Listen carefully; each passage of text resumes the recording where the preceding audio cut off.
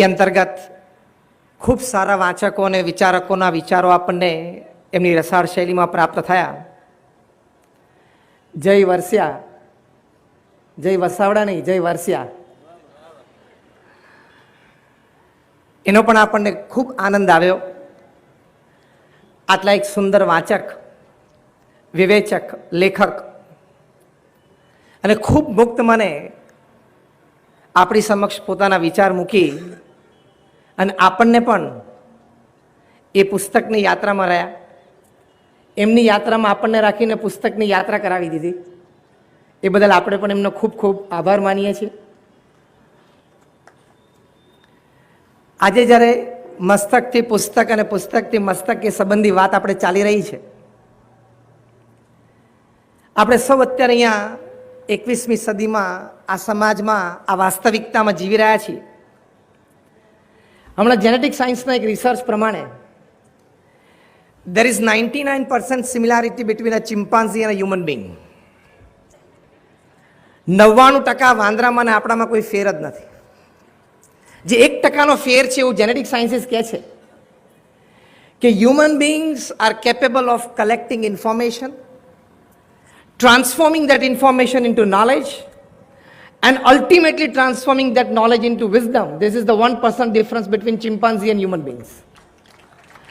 કે માણસ છે માહિતી એકત્રિત કરી શકે છે, એકત્રિત કરેલી માહિતી એ જ્ઞાનમાં પરિવર્તિત કરી શકે છે અને એ જ્ઞાનનો કોઈક અંશ એ શાણપણામાં પરિવર્તિત કરી શકે છે. એટલે માણસ છે એ માહિતી એકત્રિત કરવી એ વાંચનથી, વિચારથી થઈ શકે છે. જો આપણે માહિતી સારી રીતે આપણા ક્ષેત્રની અને જીવન જીવવાનો જેમાંથી આનંદ આવે એવી માહિતી, બે પ્રકારની, જે માહિતીથી આપણું ધન ઉપાર્જન થાય છે અને જે માહિતીથી જીવનમાં આનંદ આવે છે, કદાચ ધન ઉપાર્જન ન પણ હોય, એ બે પ્રકારની માહિતી જો આપણે સારી રીતે જીવનમાં એકઠી ન કરી શકીએ, એ માહિતીને સારી રીતે જ્ઞાનમાં પરિવર્તિત ન કરી શકીએ અને એ સઘળી વાંચેલી વાતો, એ વાતો ઉપર વિચાર કરીને સારી રીતે એને શાણપણામાં જીવન જીવવામાં જો પરિવર્તિત ન કરી શકીએ તો પછી આપણે 99%ની કેટેગરીમાં ચિમ્પાન્ઝીની સાથે જ આવી ગયા. Information to knowledge and knowledge to wisdom, તો જ આપણે મનુષ્ય છીએ. નહીં તો આપણામાં અને સામાન્ય પશુમાં કોઈ ફેર જ નથી. પૃથ્વી ઉપર 7 અબજની વસ્તી છે. બધા હાથે પગે, નાકે, મોઢે, કાને સરખા જ છે. બધામાં લાલ લોહી જ દોડે છે.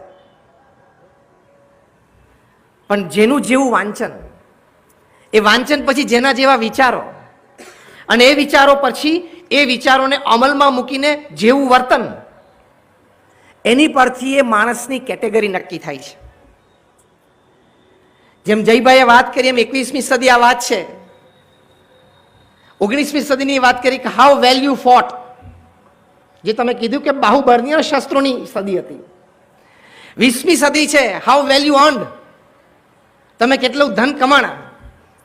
21મી સદી છે how well you read, you thought, you created and you behaved. 21મી સદી છે.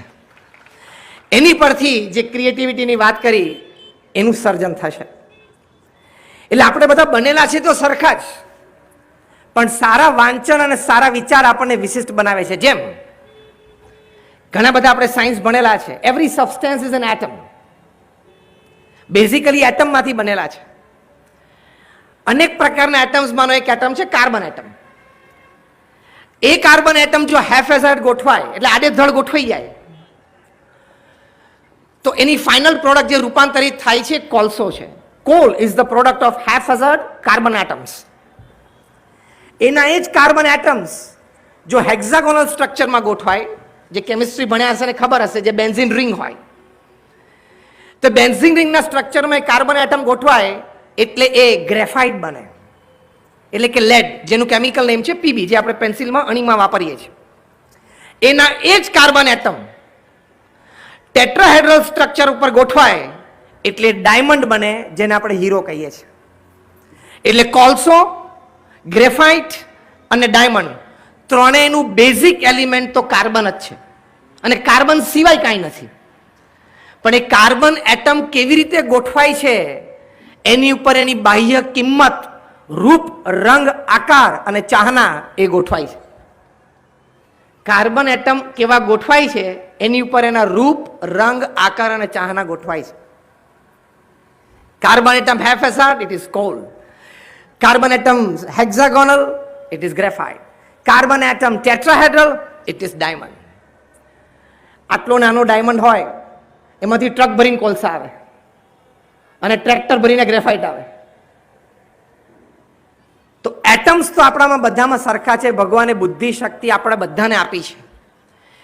એ સારા વાંચનથી અને સારા વિચારથી અને પછી સારા વર્તનથી, ત્રણ વ યાદ રાખજો, વાંચન પછી વિચાર અને વિચાર પછી વર્તન. આ ત્રણનો સુમેળ થાય ત્યારે તમારું અંદરનું સ્ટ્રક્ચર બહુ સારી રીતે ગોઠવાય and you transform yourself from coal to diamond. તમારે તમારી જાતને કોલથી ડાયમંડમાં પરિવર્તિત કરવી હોય તો એ સ્ટ્રક્ચર બરોબર ગોઠવવું જોઈએ. એ વાંચનથી આવે છે અને વિચારથી આવે છે. એટલે વાંચન ખૂબ સારું હોવું એ ખૂબ જરૂરી છે.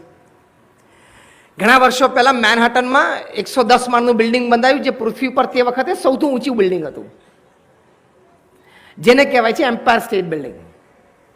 એ જોવા માટે દુનિયાભરના યાત્રીઓ ત્યાં પહોંચતા. ત્યાં કોઈ આતંકવાદીને મન થયું 1995ની સાલમાં કે આપણે કાર બોમ્બ મૂકી આવીએ અને આખું બિલ્ડિંગ તોડી નાખો. એટલે કાર બોમ્બ મૂકી આવ્યા. જબરજસ્ત શક્તિશાળી બોમ્બ હતા અને ટ્રિગર કરીને તોડ્યા, એટલે કે બોમ્બ ફોડ્યા. લગભગ 45 ફૂટ ઊંડો ખાડો પડી ગયો બેઝમેન્ટમાં અને પહેલા 2 માળ તૂટીને નીચે પડ્યા, પણ બિલ્ડિંગ ના તૂટ્યું, એનો પાયો ના તૂટ્યો, એનું ફાઉન્ડેશન ના હલ્યું. ત્યારે બધાને બહુ આશ્ચર્ય થયું કે 45 ફૂટ ઊંડો ખાડો પાડી દીધો છતાં ફાઉન્ડેશન તૂટ્યું નહીં, છતાં ફાઉન્ડેશનના પિલર્સ તૂટ્યા નહીં. એનું શું કારણ છે? ત્યારે બહુ તપાસ કરતા ખબર પડી કે ફાઉન્ડેશન આરસીસીનું નહોતું, ફાઉન્ડેશન પથ્થરનું પણ નહોતું, ફાઉન્ડેશનના બીબામાં સીસું ભરેલું હતું, ફાઉન્ડેશન સીસાનું હતું. એટલે બોમ્બથી પણ તૂટ્યું નહીં. કોન્ક્રીટ હોય તો તૂટે, પથ્થર હોય તો પણ તૂટે, પણ સીસું ભરેલું હતું એટલે તૂટ્યું નહીં.